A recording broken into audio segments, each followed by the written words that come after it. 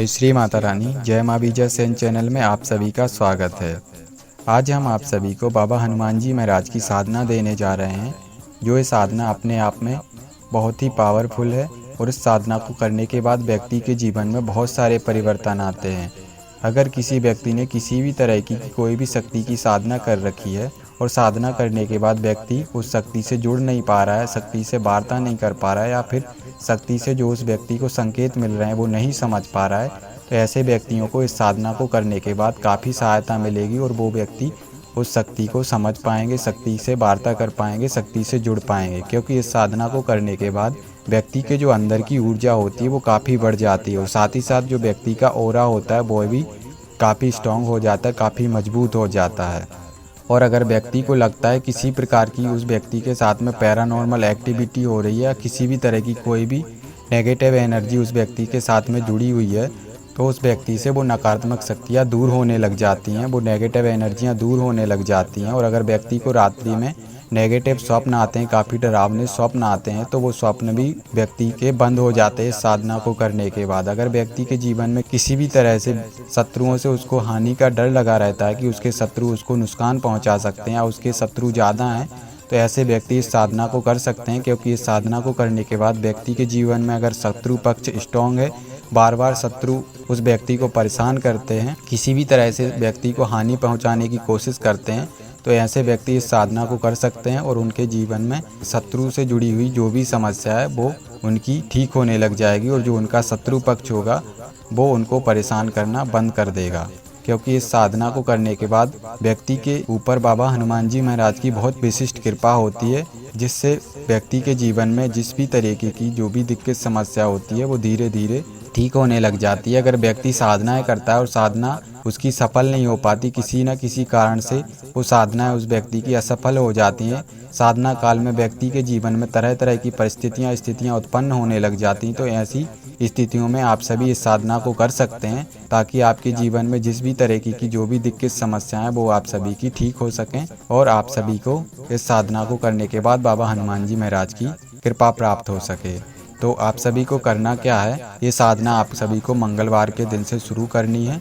सुबह या शाम के समय आप दोनों टाइम में से कभी भी इस साधना को शुरू कर सकते हैं। सुबह आपको 4 से 5 के बीच में शुरू करनी है और अगर आप शाम को इस साधना को शुरू करते हैं तो शाम को आपको 6 के बाद कभी भी इस साधना को शुरू कर देना है।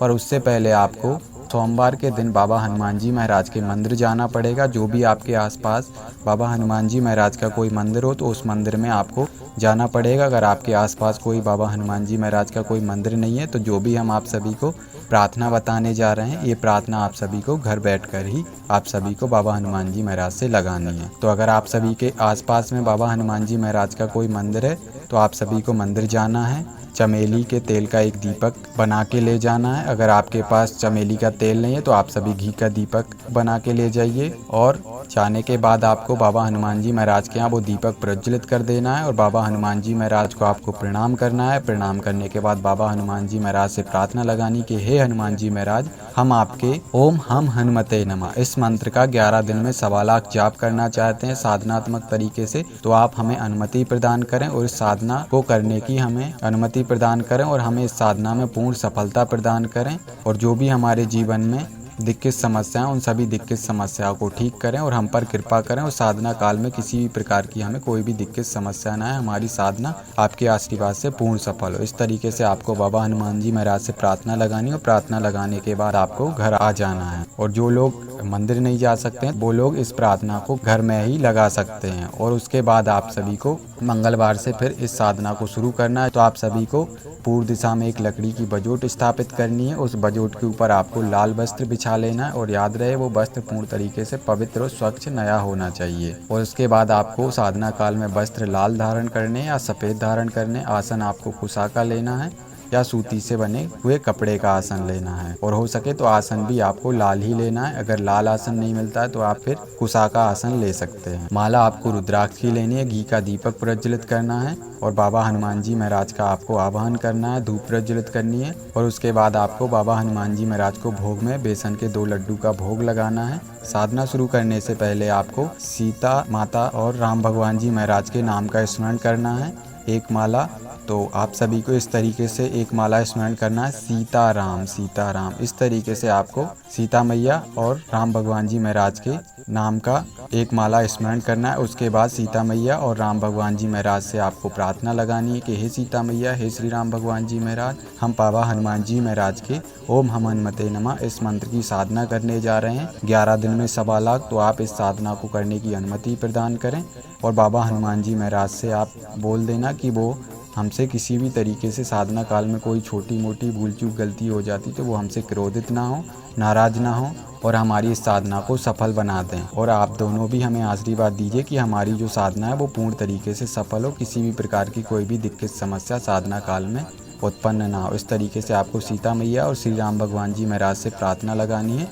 और उसके बाद आपको एक माला ओम गम गणपते नमः इस मंत्र की करनी है। एक माला आपके पास अगर गुरु मंत्र है तो गुरु मंत्र की एक माला जाप करनी है। अगर आपके पास गुरु मंत्र नहीं है, आप सभी बाबा भोलेनाथ को गुरु मानकर उनके ओम नमः शिवाय मंत्र की एक माला जाप कर सकते हैं। उसके बाद आपकी जो इष्ट शक्ति है उसके मंत्र का आप एक माला जाप करिए। अगर आपके पास इष्ट शक्ति का मंत्र नहीं है तो आप सभी इष्ट शक्ति के नाम का स्मरण कर सकते हैं एक माला।